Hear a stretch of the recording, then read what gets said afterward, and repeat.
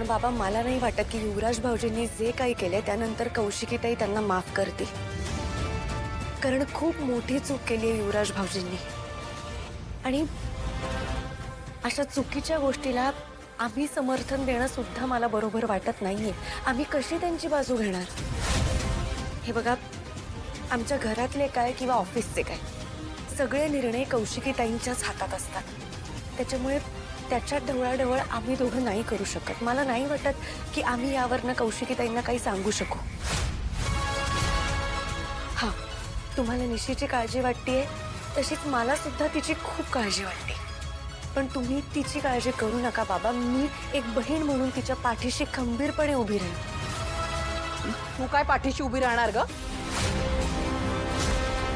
अगं काय चुकीचं बोलली ती? ओ, तुम्हाला कळत नाहीये? स्वार्थाचं राजकारण खेळतायत हे। आई, खबरदार मला आई बोललीस तर हं? आईच्या काळजातलं दुःख तुला काय कळणार ग? माझ्या मुलीची काळजी वाटली ना म्हणून फोन केला होता तुला, पण तू जे अपेक्षित होतं ना तेच उत्तर दिलंस मला। निशीची आई, हे बघा, मला तुम्हाला कुठल्याही प्रकारचं खोटं आश्वासन द्यायचं नाहीये। अहो, खरंच आमच्या हातात कुठलीच गोष्ट नाहीये। हातात तर सगळंच घ्यायचंय का तुम्हाला? युवराजरावांना ऑफिसमधून बाहेर काढलंय, चांगलंच आहे तुमच्यासाठी।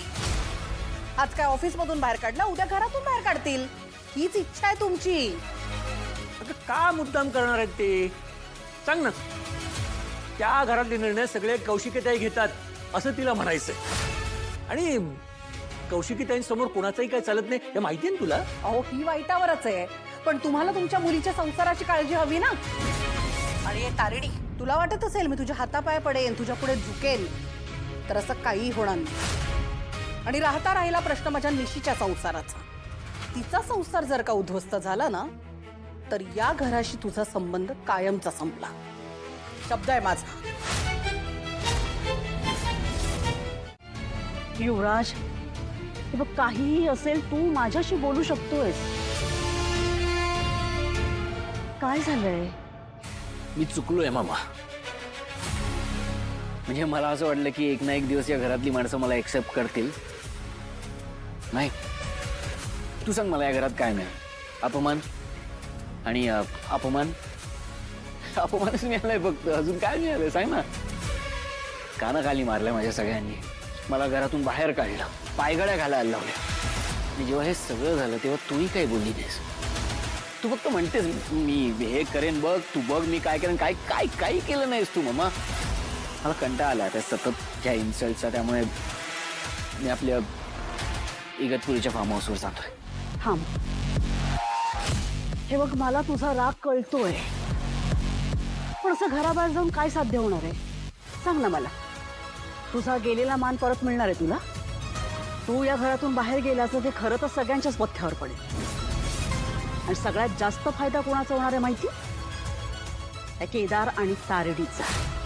कारण तू या घरातून बाहेर गेल्यानंतर खांडेकरांचे एकमेव वारस म्हणून ते या घरावर राज्य करतील, आपल्या सगळ्या संपत्तीवर साप बनून बसतील, आणि मग तुला परत या घरात येणं मुश्किल होईल। नाही, आपण या घराच्या बाहेर जायचं नाही। युवराज, मी जे सांगते त्यावर नीट विचार कर। हा, युवराज, हे पाणी पी आणि हे वाईट विचार मनातून काढून टाक।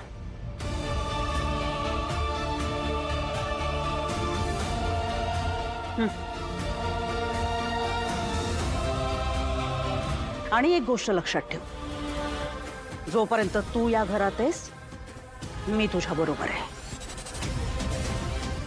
आणि जोपर्यंत मी तुझ्या बरोबर आहे कोणीही तुझं काहीही वाईट करू शकणार नाही। त्या कौशिकीला समोर तर येऊ देत। तुझा अपमान केलाय त्याबद्दल तिला तुझी माफी मागावीच लागेल।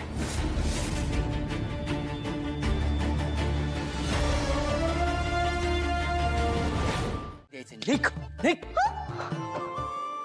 युवी, तू माझ्या प्रश्नाचं उत्तर दे। तो विक्रम आणि वेताळाची मी तुला गोष्ट सांगितली होती, त्यातला तो वेताळ, तो बेलसरे आहे, नातेवाईक आहे ना तुमचा? नाही, मग का त्याच्यासारखी माझ्या मानगुटीवर बसलेली असतेस आणि प्रश्न विचारत असते सतत? सोड ना ग मला प्लीज। हे बघ, तू तू आज काहीही बोललास ना तरी जोपर्यंत माझ्या प्रश्नांची उत्तरं मला मिळत नाही तोपर्यंत मी गप्प बसणार नाहीये. तू हे घर सोडून जाणार होतास हो. का? तुझ्या डोक्यात माझा एकदाही विचार आला नाही? आला ना. 2-4 दिवसांनी जाणार होतो, तुझा विचार आला, म्हटलं चला पटकन निघूया. तू ही माझी बॅग आहे. तू मला पण घेऊन जाणार होतास?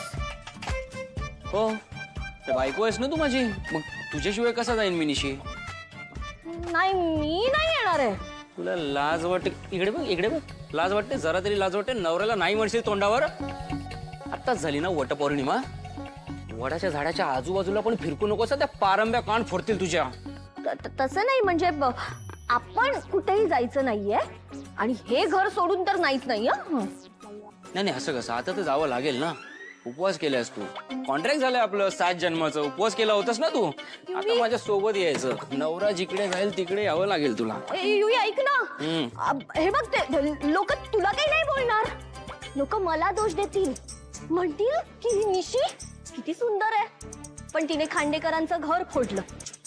बेलसरेंच्या घरचा सौंदर्याचा धबधबा. जरा शांत बस, आटून जाशील एक दिवस. डोकं दुखतंय माझं, शांत बस निशी. मी शांत बसते, पण तू डोक्यात हा विचार काढून टाक. डोकं चेपून देऊ? हा, हात नको, लांब राहा माझ्यापासून. तूच डोके दुखेस म्हणजे तू माझं डोकं बरं करणार आहेस?